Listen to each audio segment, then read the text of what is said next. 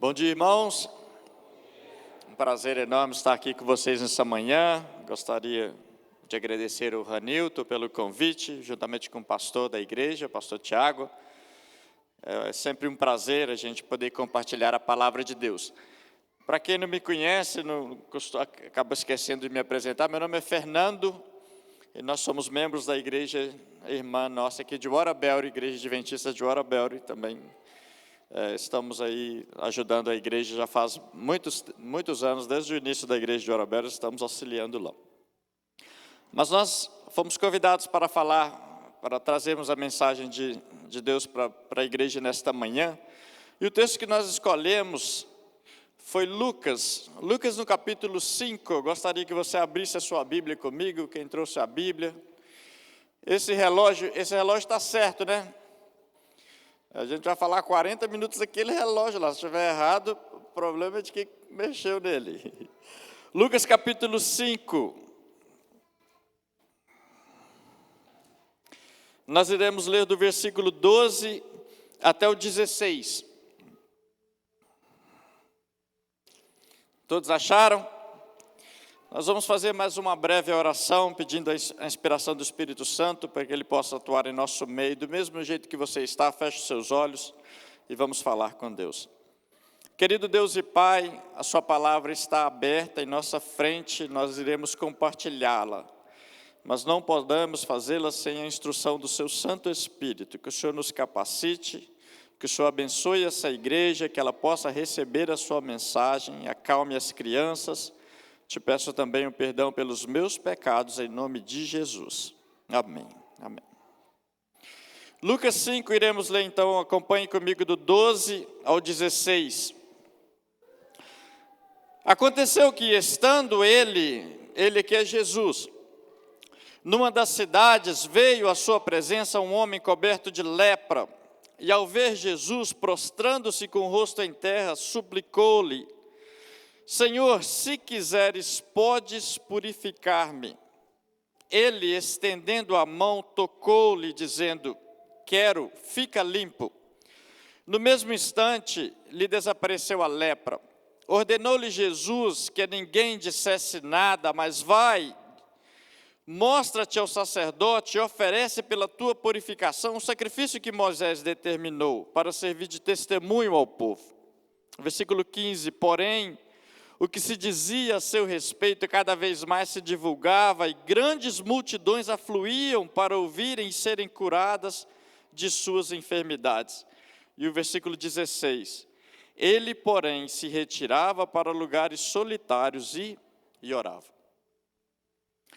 Essa história é bem conhecida de muitos, eu creio que todos aqui conhecem essa história. Ela é relatada nos 3 evangelhos sinóticos, acho que é essa mesma palavra, os 3 evangelhos que contam mais ou menos a mesma coisa, Mateus, Marcos e Lucas. João é um evangelho um pouquinho diferente dos outros 3. E por incrível que pareça, se você ler em casa, a gente vai citar textos dos 3, ela é bem parecida em todos os 3 evangelhos. Isso é algo raro na Bíblia, porque geralmente quando se conta uma história, geralmente se várias pessoas viram a mesma história, geralmente ela é relatada um pouquinho diferente, isso é normal. Isso na realidade é uma prova de que a Bíblia é verídica, de que a Bíblia é verdadeira. Eu não sei quantos gostam de teoria de conspiração. Outro dia eu vi uma reportagem, um jogador de futebol dando uma entrevista. Eu não sei quantos lembram da Copa de 98, que o Brasil perdeu a final para a França, Ronaldo Fenômeno passou mal. E um jogador, não me lembro qual, ele falou assim: aquela história ali está muito mal contada, todos falam a mesma coisa, os mesmos detalhes. Ele não era um dos que estavam na Copa de 98. Tem alguma coisa estranha naquela história, porque todo mundo fala a mesma coisinha, os mesmos detalhes. Parece que aquela história foi montada. Então a Bíblia, ela é uma prova para mim de que não foi algo programado, porque os autores, eles relatam através da visão deles. Por exemplo, se 3 pessoas aqui nessa igreja verem um acidente de carro na rua abaixo, Alguém vai se lembrar da cor do carro. Outro vai se lembrar que era uma picape ou uma SUV. O outro vai lembrar do motorista e vão ser detalhes que cada um irá narrar diferente. Por isso que eu creio que a Bíblia também ela é inspirada e ela também são relatos de pessoas que viram e cada um escreveu do seu jeito. Mas essa história, como eu disse, fala de um homem leproso. A gente sabe que a lepra, naquela época de Jesus, era a doença mais temível que tinha. A lepra não só era mortal, não tinha cura, mas talvez a sua pior característica, ela era contagiosa. O leproso tinha que ser afastado da sociedade. Se você ler em Levíticos, capítulo 14, 15, ali fala as descrições dos cuidados que deveriam ter quando alguém tinha lepra, o que deveria ser feito com ele. As roupas daquele homem eram, se ele viesse a morrer ou se ele viesse a ser curado, nem a sua vestimenta poderia ser reaproveitada. O vento que pegasse um leproso não podia pegar numa outra pessoa. O hálito de um leproso, ele não podia chegar tão perto, era contagioso.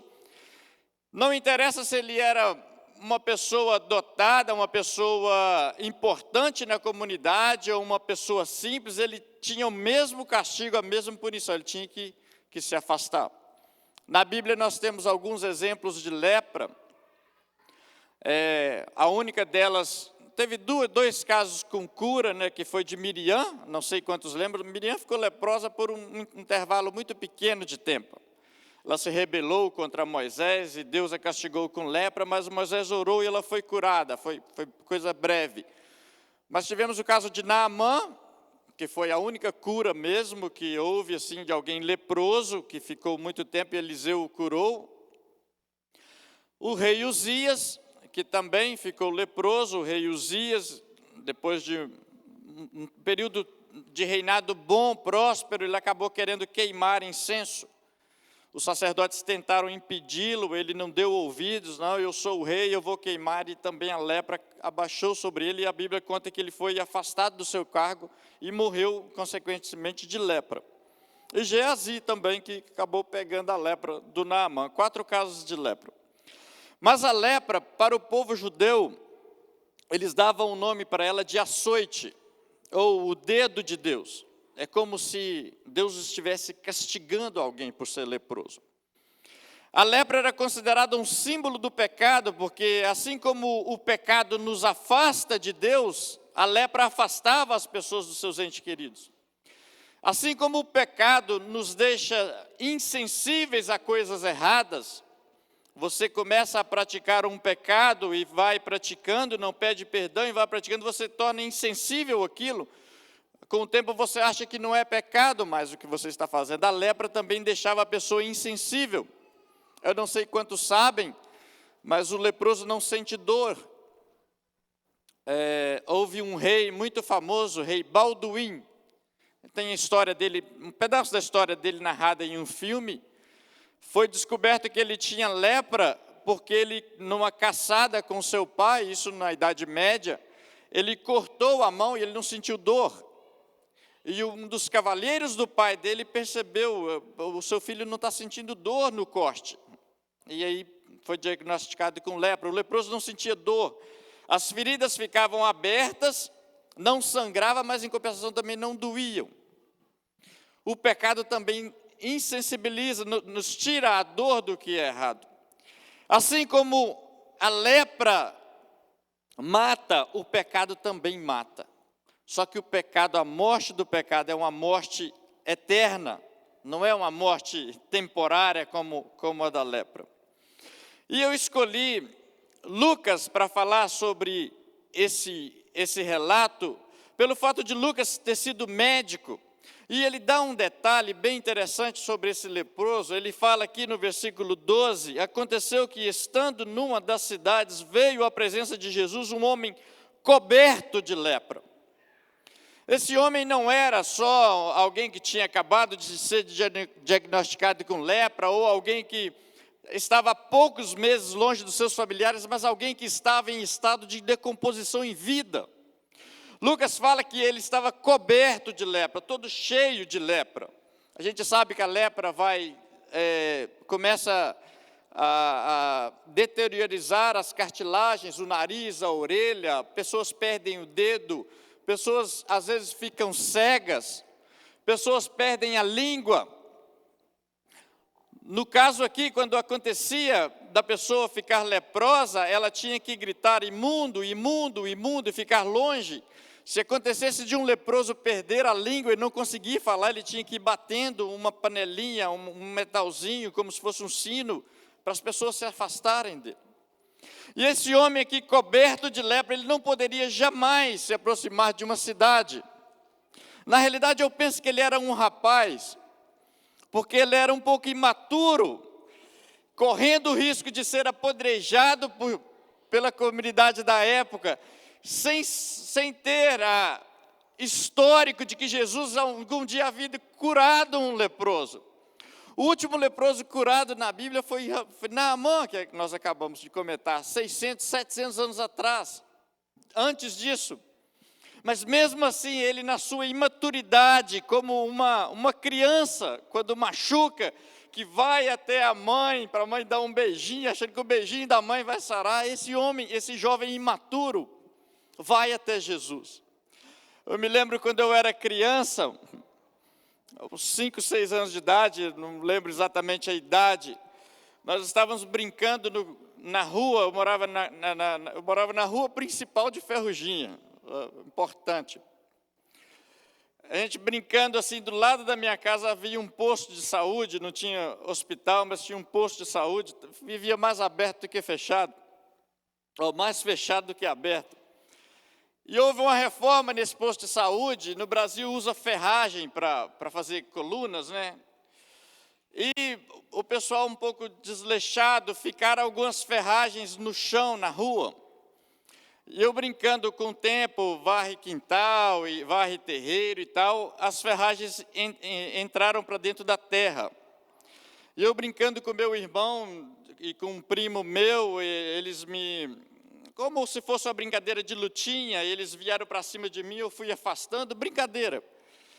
E eu bati com o calcanhar numa daquelas ferragens. Era uma ferragem de mais ou menos uma cora de polegada de grossura, ela entrou um tanto assim no meu calcanhar. Um ferro mais ou menos desse tamanho, entrou umas 3 polegadas no meu calcanhar. E a minha casa estava do outro lado da rua, e eu, do jeito que eu pude, me coloquei de cócoras, de 4, que eu não conseguia andar, e gritando, mãe, mãe, com coisa que a minha mãe ia sarar, que minha mãe ia dar conta de sarar algo um machucado tão profundo daquele. Mas é mais ou menos isso aqui que esse jovem fez. Ele foi até Jesus, achando que ele tinha certeza que Jesus podia curar. E às vezes a gente precisa ser um pouco mais imaturo também, como crianças, ir até Jesus, quando nós estivermos com problemas, com os nossos pecados principalmente, vai até Jesus, na sua imaturidade, na sua inocência, porque Ele é capaz de curar. A gente nunca pode perder essa sensibilidade, essa inocência de criança, quando temos que nos achegar até Jesus. E ele se achega até Jesus, e ele demonstra para mim uma fé que é tremenda. Ele chega até Jesus e ele fala, Senhor, se o Senhor quiser, o Senhor pode me curar. Essa oração que ele fez, 4, 5, 6 letras, ela é repetida exatamente nos 3 evangelhos. Senhor, se quiseres, podes purificar-me. A mesma oração, os 3 evangelhos. Eu tenho certeza que ele falou essas 6 palavras, porque os 3 repetem as mesmas palavras. Por muito tempo eu pensei assim, ele colocou a vontade de Deus em primeiro lugar. Realmente ele foi humilde, ele colocou a vontade de Deus. Eu imagino que se ele não tivesse sido curado, ele não sairia dali achando menos de Jesus. Mas depois de estudar essa história, eu comecei a analisar esse texto, e eu entendo hoje de uma forma diferente. Aconteceu comigo uma vez, para dar uma ilustração para vocês, nós trabalhamos com Nós trabalhamos com carpintaria, especializado em escadas e corrimão. Tem mais de 20 anos que eu faço a mesma coisa. Já fiz tudo quanto é tipo de trabalho, de escada. Já fiz escada em formato de árvore. Já fiz corrimão encapado em couro. Uma vez que eu fiz um corrimão, instalei um trabalho, depois retirei, eles encaparam em couro e eu tive que colocar de volta. Você passava a mão no corrimão assim, ele fazia assim, ele berrava. Mas teve uma ocasião especial, eu nunca me esqueci disso, era algo bem difícil, era um corrimão muito fininho, e o que ia manter aquele corrimão de pé eram os palitinhos. Geralmente o corrimão segura o palito, ali era o contrário, os postezinhos.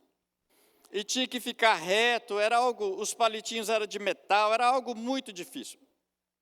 E eu liguei para o meu patrão, reclamando com ele, falando com ele, isso aqui não tem jeito, alguém já fez isso aqui antes para saber se vai dar certo, eu vou perder meu tempo aqui, isso não vai dar certo. Aí eu falei com ele, alguém já fez isso antes?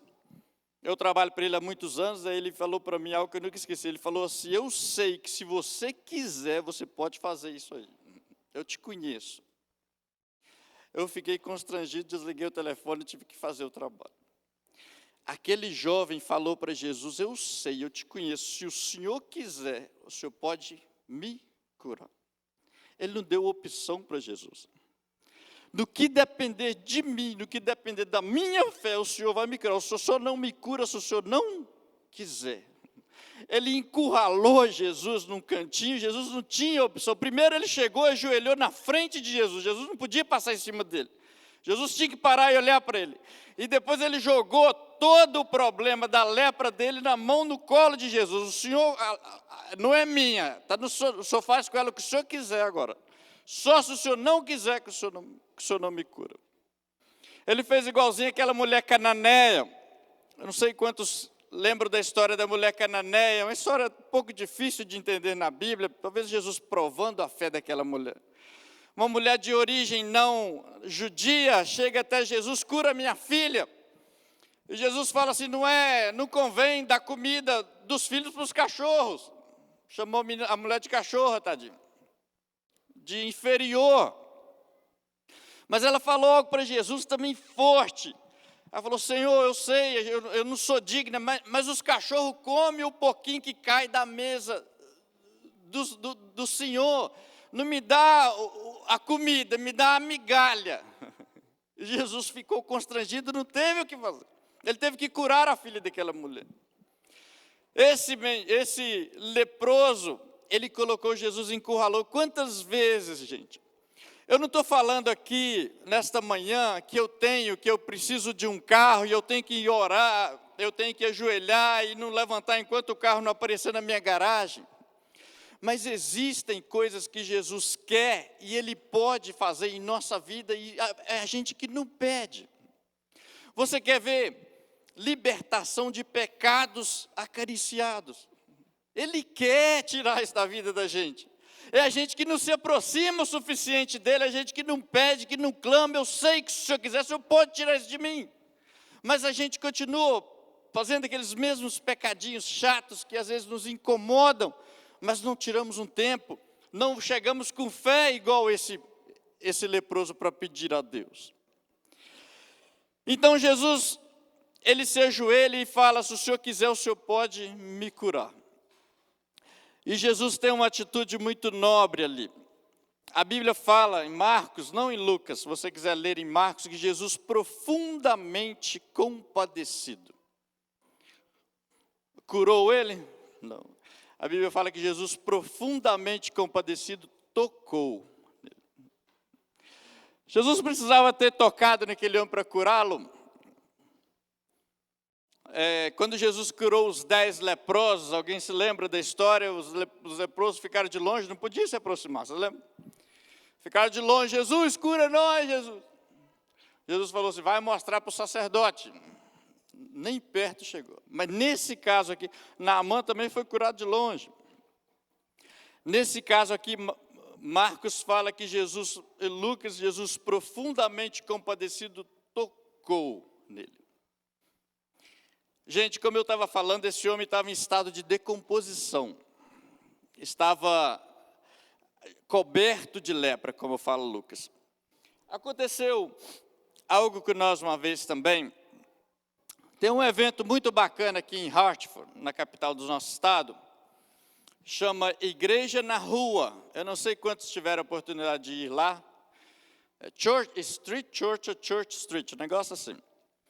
Um pastor ex-viciado, segundo me contaram, né, eu conversei com o pastor, mas não perguntei para ele a história dele, mas segundo me contaram, ele é ex-dependente, e ele faz todos os sábados, na horário do almoço, entre 11 e 2 da tarde, ele faz um almoço para mendigos, dependentes químicos, pessoas que moram na rua. A nossa igreja de Orabel, fomos lá 2 vezes com os jovens, e eu fui uma vez, mas os meus filhos, eu fui lá 3 vezes. Uma vez eu fui sem a igreja, fui só eu, meus filhos e um amigo. E uma das vezes que nós estávamos lá, se lê a palavra também, mas mais dar almoço e luva. A Stephanie que descobriu esse pessoal lá para a gente. Dar almoço, luva, produto de higiene para os mendigos. E aparece muita gente também. Eles se banham para ir lá, vão perfumados, vão bem bonitinhos. Teve uma das vezes que eu fui lá, darmos comida e orarmos com ele, oferecer oração. A gente não pergunta da vida, somos aconselhados a não perguntar da vida, perguntar por que eles estão naquela situação, não compartilhar essas coisas, eles não gostam muito de falar sobre isso. Mas uma das vezes que eu estava lá, eu me lembro que chegou uma senhora com uma menininha com síndrome de Down numa cadeirinha num stroller, aquele carrinho de fechar. A menininha não tinha mais que 4 anos, e a senhora já era uma senhora de idade, ou era mãe já de idade, ou era avó da criança. Estava bem sujinha a menininha, a mãe, não sei se moram na rua, mas estavam em situação bem desagradável.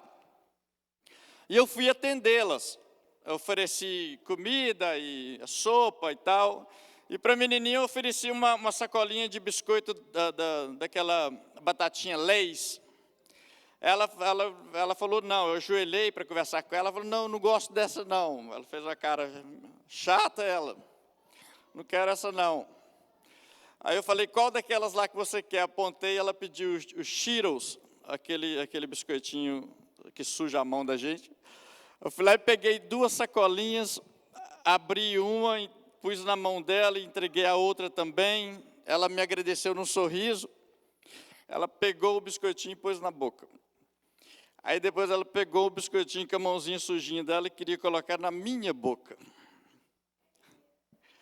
Eu olhei para a avó dela falou assim, ela ama compartilhar as coisas. Eu pensei, mas hoje eu estou cheio, irmão.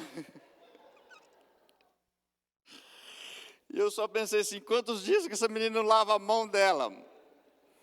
Eu sou pecador, viu, gente? Aí eu peguei o biscoitinho da mão dela e pus na minha boca. Não tive coragem de deixar ela colocar na minha boca. Ela comeu mais uns 2, 3, ela pegou outro e queria colocar de novo na minha boca. Em compensação, o meu netinho, eu tenho 2 netinhos, coisa mais linda do mundo, meus netinhos. O meu netinho estava comendo no meu colo. Ele tem 2 aninhos e meio. Chama Luca. Eu estava dando comida para ele, comendo. Eu coloquei algo na boca dele que ele não gostou. Não lembro o que era. Sei que eu coloquei algo na boca dele, ele não gostou. Ele queria que eu tirasse. No tempo de eu pegar um papel, toalha, um guardanapo para tirar, ele tirou e pôs dentro do meu prato. Eu simplesmente tirei o que ele não quis e continuei comendo. Por que eu não tive nojo do meu neto, mas tive nojo Porque é meu neto, é meu sangue.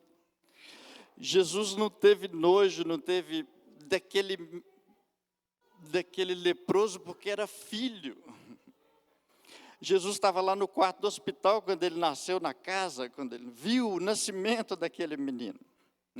Do mesmo jeito que eu amo o meu neto, desde o dia que eu o vi pela primeira vez, Jesus ama aquele leproso, ou qualquer um de nós, desde o dia que nós nem éramos ideia na cabeça dos nossos pais, Ele nos ama.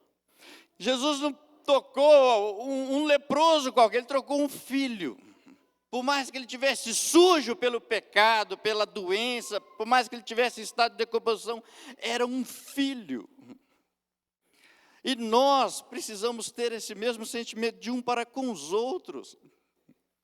Um mendigo lá fora, uma prostituta, ou um irmão que está aqui dentro, é irmão. Era para a gente ter a mesma consideração que é um irmão de sangue, que é um neto de sangue, que eu não tive nojo de comer, porque ele tirou algo da boca e colocou no meu prato. A gente precisava ter esse mesmo sentimento para com as pessoas que estão aí fora e com as pessoas que estão aqui na igreja. Quem aqui gosta de alguém falar mal do irmão dele? Eu posso falar mal do meu irmão, mas você não fala mal do meu irmão perto de mim. Quando a gente descobrir que as pessoas que estão ao nosso lado são nossos irmãos, assim como Deus nos trata, todos nós como os filhos, assim como Ele tratou aquele leproso. Jesus não precisava tocar naquele leproso, mas Ele, por compaixão, Ele tocou, Ele não o curou. A Bíblia deixa bem claro, movido de extrema compaixão, Jesus o tocou, porque estava com pena da situação daquele homem que encontrava. Jesus não desperdiça palavra, quanto mais ações. Jesus não ia fazer uma ação em vão. O que aquele homem mais precisava, aquele rapaz mais precisava, é de alguém que o tocasse, de alguém que o reconhecesse como ser humano, não como um defunto ambulante. Para o judeu daquela época, das 60 coisas contaminadas, se eu não me engano são 62 coisas imundas que ele não podia tocar, o leproso era a segunda pior, só perdia para um defunto. Só perdia para alguém já morto. E é por isso que Jesus toca naquele homem. Ele toca, ele levanta. Eu não imagino também que Jesus pôs a mão longe assim, ó.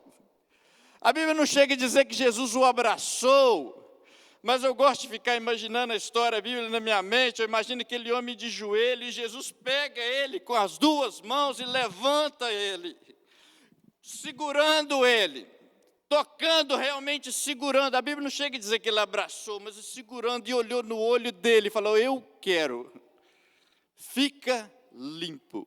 Fica limpo. A Bíblia fala que no mesmo instante, aquele homem ficou curado de sua doença. No mesmo instante, aquele homem ficou curado da sua doença. E então, me chama a atenção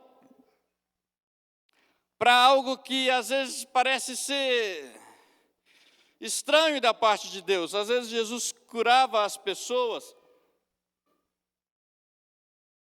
e alguns ele falava bravo até, falava: não conta nada para ninguém. Nesse aqui, ele curou aquele leproso, está aqui no versículo 14. Ordenou-lhe Jesus que a ninguém dissesse, mas vai, mostra-te ao sacerdote e oferece para a tua purificação o sacrifício que Moisés ordenou. Outro dia achei interessante alguém falar, acho que foi a Cibele, Cibele, durante o estudo da escola sabatina, alguém perguntou por que Jesus às vezes curava as pessoas e falava: não conta nada para ninguém. A Isabelle falou assim: eu acho que era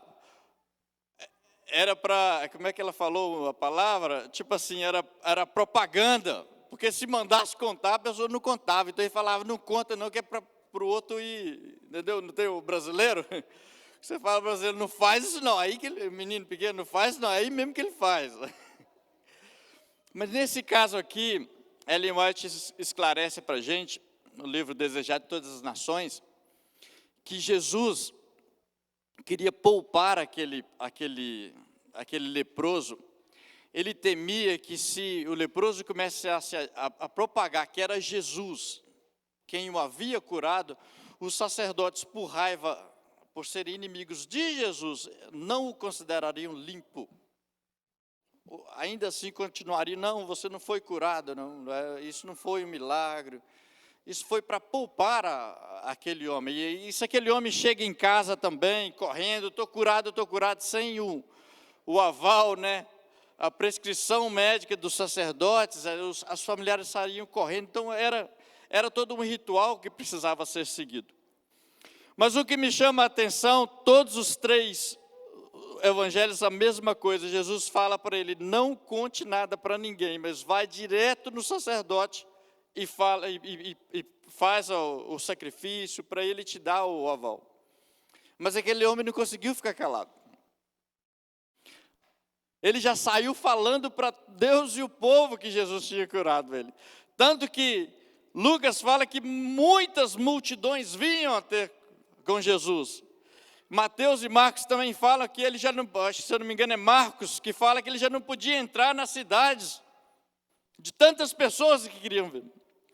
E esse homem me deixa constrangido, porque Jesus falou para ele, não conta para ninguém, e ele contou. E ele fala para mim, conta para os outros o que Jesus faz por você, e às vezes eu não faço. Ele fala para a gente, ele pediu, ide por todo mundo, proclamar o evangelho, levar e pregar para toda língua, nação, tribo, reino. Para nós ele deu uma ordem explícita, para vocês pregarem, e a gente não prega. Às vezes a gente faz uma viagem ao Brasil de 9 horas, sentamos do lado de uma pessoa, a gente não fala para ele nem que eu sou cristão. Às vezes a gente está no caixa esperando, no supermercado, às vezes o colega nosso de trabalho não sabe que nós somos cristãos.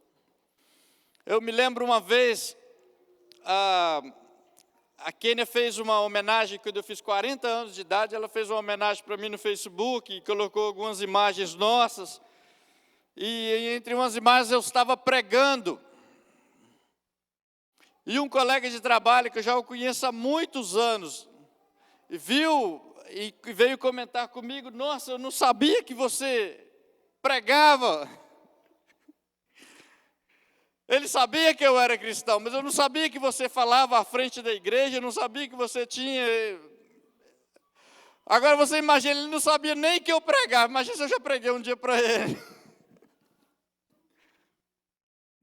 Irmãos, isso não é para deixar a gente constrangido, a gente precisa falar para as pessoas. Às vezes a gente acha que pregar o evangelho é só quando eu estou aqui à frente do púlpito. Todos que estão aqui já sabem do evangelho. Na verdade, eu não precisaria estar pregando para vocês, eu preciso estar pregando ele lá fora. O meu irmão, quando ele esteve aqui em casa, mês de setembro do ano passado, ele me falou algo que me deixou assim, extremamente pensativo.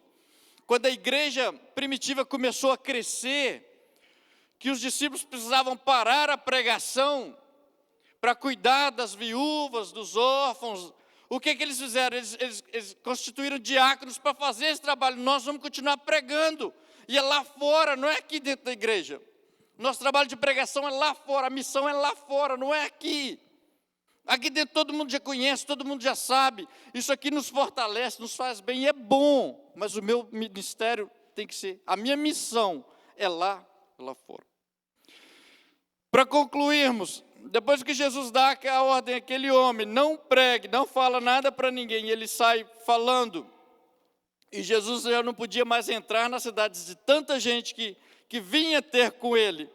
A gente fecha com o versículo 16. Ele, porém, Jesus, porém, se retirava para lugares solitários e orava.